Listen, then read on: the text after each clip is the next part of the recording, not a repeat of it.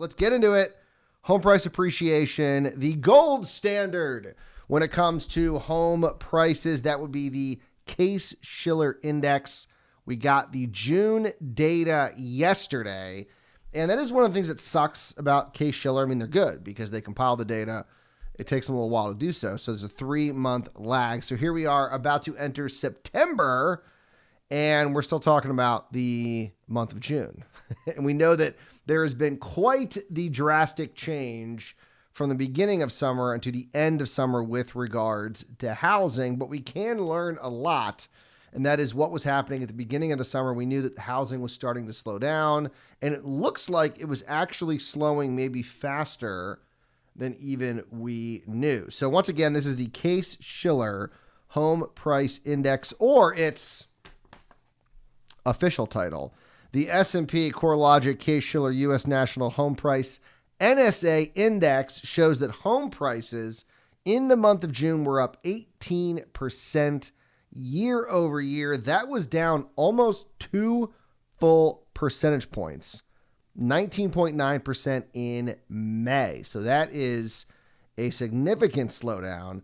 This is the third month in a row that prices have slowed from the prior month. We saw a high of 20.6% in March. It then fell to 20.4% in May. It is now then fell to 19.9% 19.9% in May, and now it's fallen to 18% in June. So kind of a big move from May until June.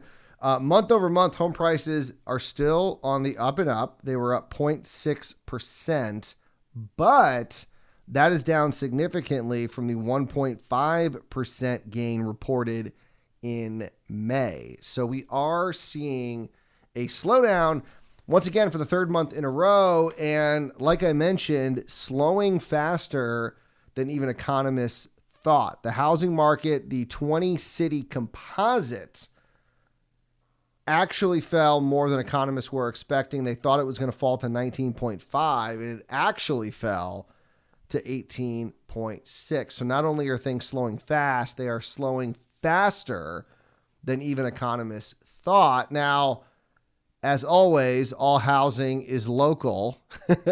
And when you're talking about some areas, sure, things are maybe not as hot as they were, but they're still pretty hot. For example, Tampa, Florida, number one metro area, year over year, still looking at 35% home price appreciation.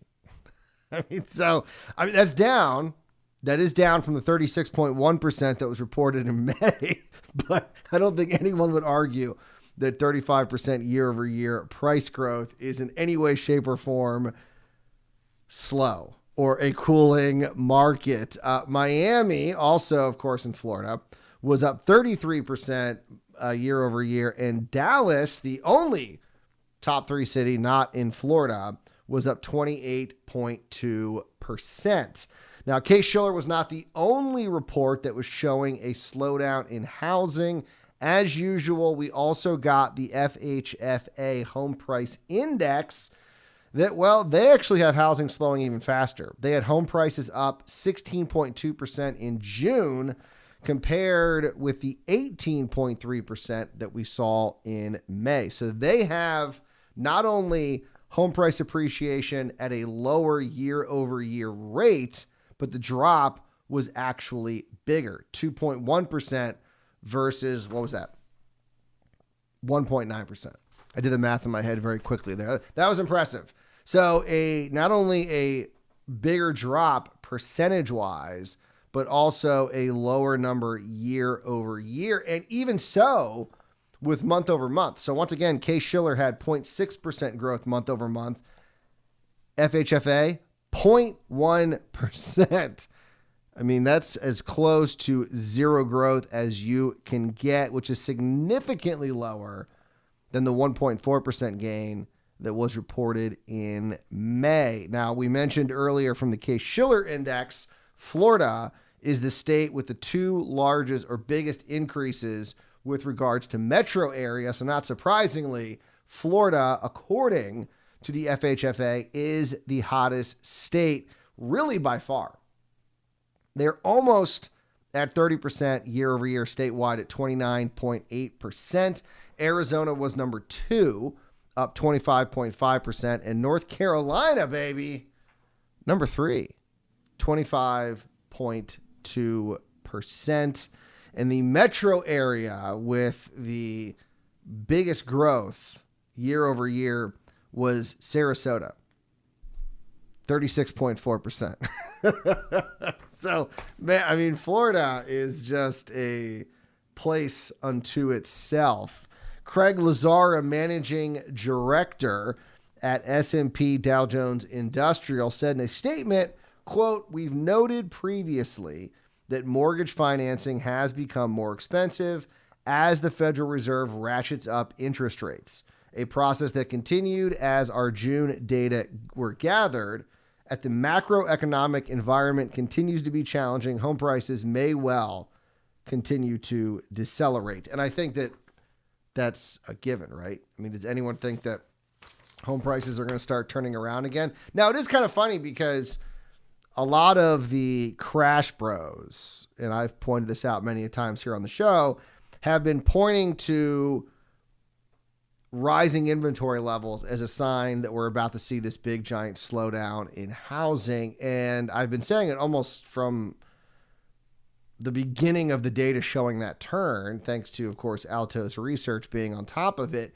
But once it looked like we're seeing a slowdown in inventory growth, and now, I mean, we didn't get any data this week, but last week, of course, it was 0% week over week.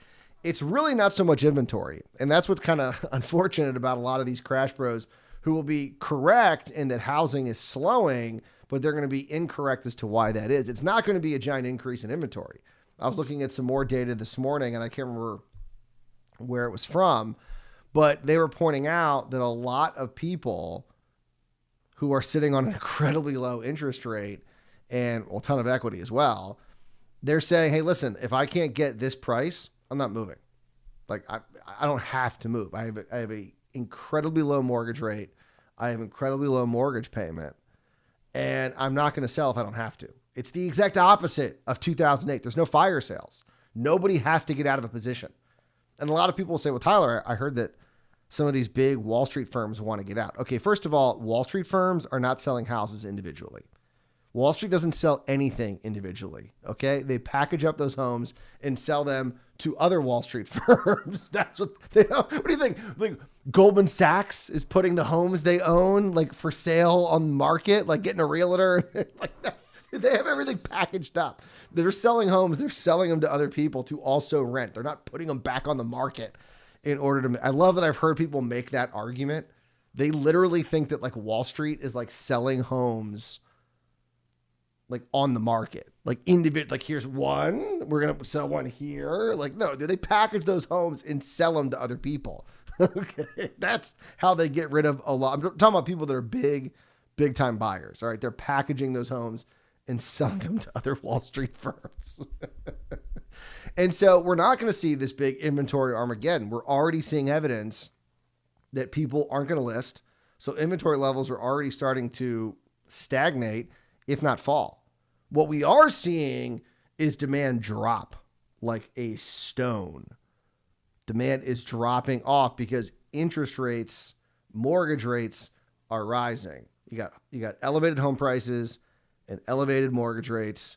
It's pricing people out of the market. They can't afford to buy. I mean, that's the reality. Now, there was a great piece by Connor Sen that we don't have time to get into, where he was saying that hopefully rising wages will be able to counter that. There was a note out from Goldman Sachs that we could see 0% home price growth over the next year. In 2003, home prices will increase by 0%. And yeah, I mean, I think that's possible. I mean, the fact that we saw 2 years in a row of 20 to 30% home price growth. Yeah, I mean, you're either going to see a pullback or see zero growth. And so that could happen. So if wages rise, home prices hold, if not maybe fall a little bit, even with elevated mortgage rates, that could help more people buy a home, become a homeowner. And I think that's what sort of everyone is projecting is going to be happening. But it's funny that all these people who are like, inventory Armageddon, that's actually not what's causing this imbalance.